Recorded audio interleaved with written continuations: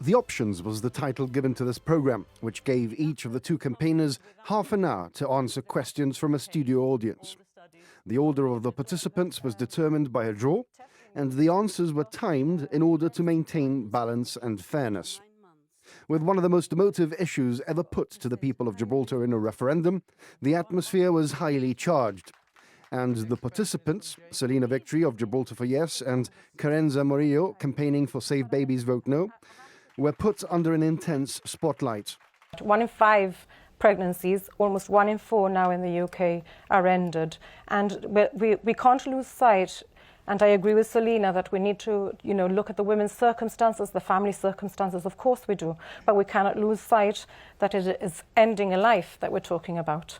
And most of the time, if not all of the time, in those 99.9% of cases, there are social problems, serious social problems, but social problems can be treated and dealt with in other ways. You don't need to end a life to do them. This is not abortion on demand, and it's not even abortion on request.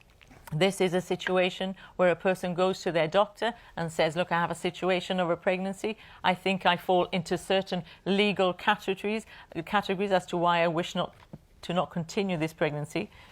The doctor would then have to look to see whether you fall into those categories.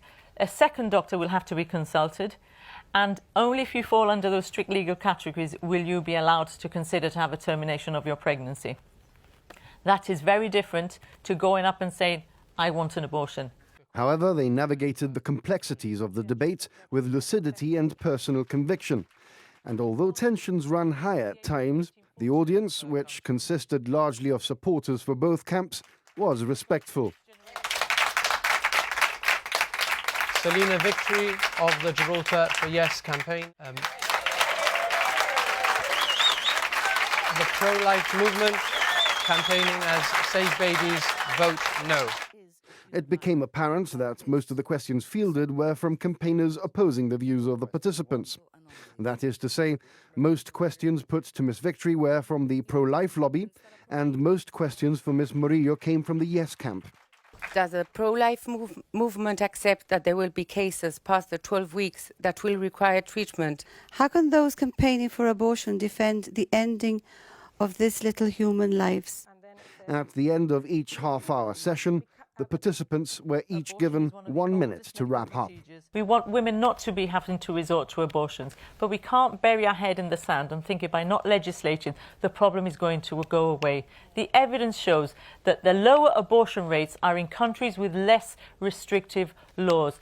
We cannot argue they're not human beings worthy of life. We're talking about human rights, and that belongs to all of us. This law is about wide-ranging abortion, so if you do not want a wide-ranging abortion for 9 months, then we have to vote no. The second viewpoint will be a debate in the GBC studios held on Wednesday the 23rd, the eve of the referendum.